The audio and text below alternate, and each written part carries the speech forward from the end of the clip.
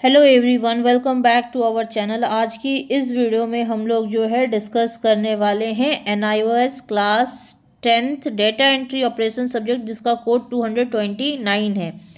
First of all तो काफ़ी सारे बच्चे ऐसे हैं जो अभी तक चैनल पे नहीं हैं। चैनल पे नहीं हो, चैनल सब्सक्राइब कर लो, बेल नोटिफिकेशन ऑन कर लो, जिससे हमारे आने वाली वीडियोस के हर नोटिफिकेशन आप तक टाइमली पहुंचेंगे।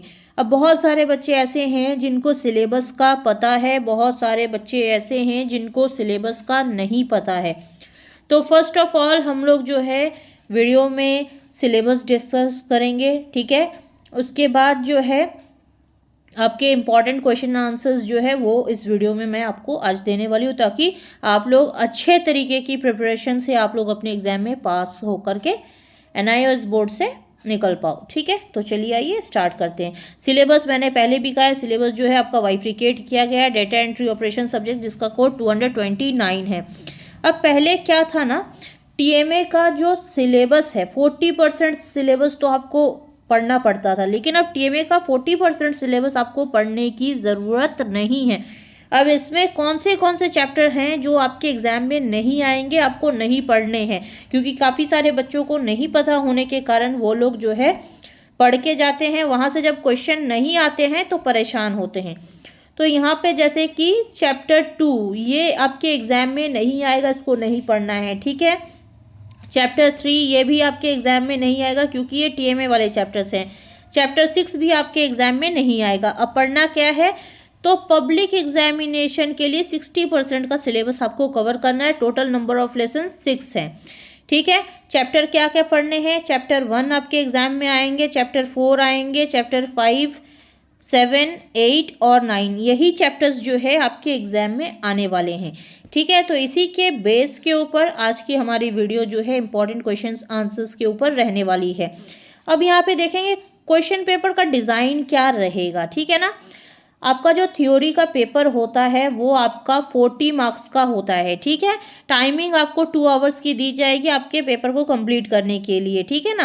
अब क्वेश्चन किस तरीके के पूछे जाएंगे वो हम लोग देखते हैं, उसके बाद इंपॉर्टेंट क्वेश्चन आंसर्स आपको करवाए जाएंगे, ठीक है। अब यहाँ पे जैसे कि देखो, वेटेज 2 फॉर्म्स ऑफ क्वेश्चंस, ठीक है। ऑब्जेक्टिव टाइप क्वेश्चंस रहेंगे, MCQ क्वेश्चंस, ठीक है, जो कि 2 सब पार्ट्स में आपके रहने वाले हैं। फिलिंग द ब्लैंक्स करवाए जाएंगे, मैच दी कॉलम, पैराग्राफ और केस बेस्ड क्वेश्चंस रहेंगे। 1 वर्ड जो है आपके क्वेश्चन आंसर्स रहेंगे, ट्रू फॉल्स रहेंगे। वेरी शॉर्ट क्वेश्चन आंसर्स रहने वाले हैं, शॉर्ट क्वेश्चन आंसर्स होंगे और लॉन्ग क्वेश्चन आंसर्स होंगे। इस तरीके से जो है आपके क्वेश्चंस आपसे पूछे जाएंगे, ठीक है। आई होप यहाँ पे जो भी चीज़ें मैंने आपको बताई हैं ये आप लोगों को क्लियर हो गई होंगी, ठीक है। अब यहाँ पे क्या है, वेटेज टू कंटेंट एरियाज। अब कौन सा मॉड्यूल कितने मार्क्स वेटेज में है आप यहाँ से देख सकते हो, ठीक है। अब बहुत सारे बच्चे ऐसे हैं जो चाहते हैं कि हमें यूट्यूब वीडियो से नोट्स नहीं तैयार करने, तो आप इसकी PDF जो है नॉर्मल सी फीस को पे करके ले सकते हो। स्क्रीन पे दिए गए कॉन्टैक्ट नंबर से आप कॉन्टैक्ट करके किसी भी सब्जेक्ट के इंपॉर्टेंट क्वेश्चन आंसर्स आप ले सकते हो। इंग्लिश एंड हिंदी मीडियम में आपको अवेलेबल मिलेंगे, ठीक है। अब जो बच्चे बिल्कुल फ्री चाहते हैं वो यूट्यूब वीडियो से देख करके आप अपनी प्रिपरेशन स्टार्ट कर सकते हो। तो फर्स्ट ऑफ ऑल यहाँ पे मल्टीपल चॉइस क्वेश्चन आंसर्स यानी कि MCQ क्वेश्चन किस तरीके से पूछे जाएंगे यहाँ पे आप देख सकते हो, ठीक है। अब क्वेश्चन जब आप लिखते हो, मतलब आंसर शीट जब आप लिखते हो, तब किस तरीके से MCQ क्वेश्चन आपको करने हैं, समझ लो ये आपका पेपर है, ठीक है। यहाँ पे बच्चे क्या करते हैं, अब जैसे कि यहाँ पे क्वेश्चन नंबर 1 है, ठीक है। यहाँ पे ABCD 4 ऑप्शन दिए गए। अब यहाँ पे राइट ऑप्शन जो है आपका B ऑप्शन है, ठीक है। बच्चे क्या करते हैं, क्वेश्चन भी लिख रहे हैं, आंसर भी लिख रहे हैं, क्वेश्चन नहीं लिखना है। अगर आप क्वेश्चन 1 लिख रहे हो, क्वेश्चन 1 इस तरीके से दे करके आंसर दे करके, जैसे कि बच्चे क्या करते हैं कि यहाँ पे ऑप्शन अगर B है तो B लिख करके छोड़ देते हैं, ठीक है। लिख के रख सकते हो, कोई दिक्कत नहीं है, लेकिन उसके साथ जैसे कि यहाँ पे 9 आंसर दिया हुआ है वो भी लिखोगे तो ज़्यादा बेस्ट होगा, ठीक है। तो चलिए आइए आगे बढ़ते हैं। जैसे जैसे दिया है बस अच्छे तरीके से प्रिपरेशन अगर आप लोग कर लेते हो तो आपके पूरे के पूरे मार्क्स आपके थ्योरी पेपर में आ जाएंगे, ठीक है। अब पास होने के लिए कितने परसेंटेज चाहिए होते हैं, तो 33% आपको लाने हैं थ्योरी में, ताकि अच्छे तरीके से आप लोग पास हो जाओ, ठीक है। चलिए आइए आगे बढ़ते हैं। जैसे जैसे दिया है अच्छे तरीके से क्वेश्चन जो है नोट डाउन करके आप प्रिपरेशन अभी से स्टार्ट कर दो, क्योंकि काफ़ी सारे बच्चे ऐसे हैं जो बोलते हैं मैम अभी तो एग्ज़ाम आए नहीं है तो प्रिपरेशन बाद में करेंगे।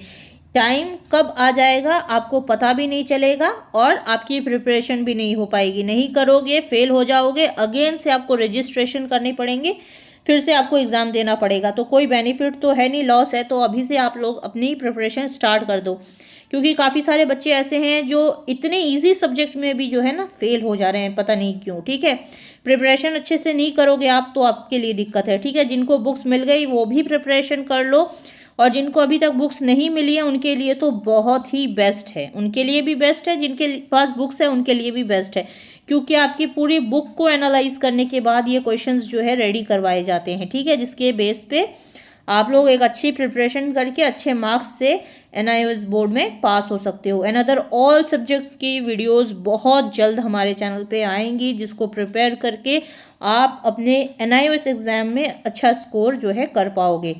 और जो बच्चे चाहते हैं फ्री ऑफ कॉस्ट हमें जो है मिल जाए नोट्स, तो आप यूट्यूब वीडियो से देख करके बना सकते हो। यूट्यूब वीडियोज़ में आपके सभी सब्जेक्ट्स जो है अपलोड होंगे बहुत जल्दी। ठीक है, ट्रू फॉल्स राइट और रॉन्ग में आंसर आपको देना रहेगा। ठीक है, तो चलिए आइए आगे बढ़ते हैं। ऑल सब्जेक्ट्स के जो है वीडियोस बहुत जल्द हमारे चैनल पे आएंगे। जिन बच्चों को ये है कि नहीं हमें यूट्यूब वीडियो से देख करके बिल्कुल नहीं बनाने, हमें इसकी PDF मिल जाए, तो आप फीस को पे करके किसी भी सब्जेक्ट की अपनी PDF ले करके अपनी प्रिपरेशन को स्टार्ट कर सकते हो। यहाँ पे फिल इन दी ब्लैंक्स। अब फिल इन दी ब्लैंक्स में क्या करना है, अब सपोज डैट कि यहाँ पे देखो सिंगल सिंगल दिया हुआ है ना, ये मत सोचना कि यहाँ पे मैम ने आंसर नहीं दिया हुआ है। ठीक है, यहाँ पे देखो आंसर भी मेंशन है। ठीक है, तो जैसे जैसे दिया है फटाफट से नोट डाउन करके अभी से आप लोग अपनी प्रिपरेशन स्टार्ट कर दो। अब जैसे कि यहाँ पे डबल डैश दिया हुआ है, सिंगल डैश में तो चलिए आपने आंसर लिख दिया, जब आप डबल डैश के ये पे आंसर लिखोगे तो आपको इस तरीके से आंसर लिखना है। ठीक है, यहाँ पे जो भी आंसर रहेगा, जैसे कि यहाँ पे नॉर्मल व्यू है तो आपको यहाँ पे लिख देना, आउटलाइन व्यू है तो यहाँ पे आपको इस तरीके से लिख देना है। ठीक है, चलिए आइए आगे बढ़ते हैं। Statement types questions. ठीक है, जो कि मैंने आपसे पहले भी कहा है, आपके सेशंस के अकॉर्डिंग है, न्यू सिलेबस के अकॉर्डिंग ये जितने भी क्वेश्चन आंसर्स है ये सभी आपके सेशन के अकॉर्डिंग है। ठीक है, और आपके न्यू सिलेबस के अकॉर्डिंग है, जिससे आपको प्रिपरेशन करने में किसी भी तरीके की परेशानी आपको नहीं होगी। तो अच्छे तरीके से फटाफट से नोट डाउन करो और अभी से प्रिपरेशन जो है स्टार्ट कर दो, क्योंकि टाइम बहुत कम है आपके पास।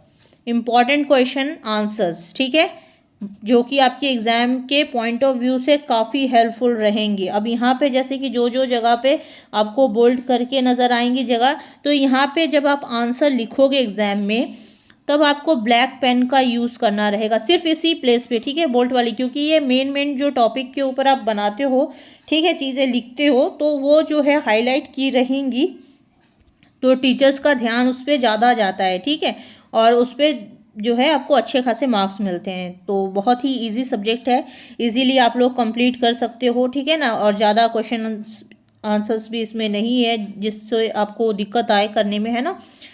तो अच्छे तरीके से फटाफट से कॉपी पेन लो, नोट डाउन कर लो। अगर इसकी PDF चाहिए, स्क्रीन पे दिए गए कॉन्टैक्ट नंबर से कॉन्टैक्ट करके आप फीस को पे करके इसकी PDF लेके अपनी स्टडी प्रिपरेशन अभी से स्टार्ट कर सकते हो। ठीक है ना, तो चलिए आइए आगे बढ़ते हैं। जैसे जैसे दिया है बस अच्छे तरीके से आपको प्रिपरेशन करनी है। ये ना हो चीज़ों रट के मत जाना, रट के जाओगे तो फिर आपके लिए दिक्कत ये आएगी, रटी हुई चीज़ें आप भूल जाओगे। लेकिन समझ के पढ़ के जाओगे तो इजीली आपके लिए डाटा एंट्री सब्जेक्ट बहुत ही इजी रहेगा। बस समझ के आपको पढ़ के जाना है। ठीक है, काफ़ी बार क्वेश्चंस जो हैं थोड़ा घुमा करके दे दिए जाते हैं, तो इसलिए आप इस चीज़ का ध्यान रखना।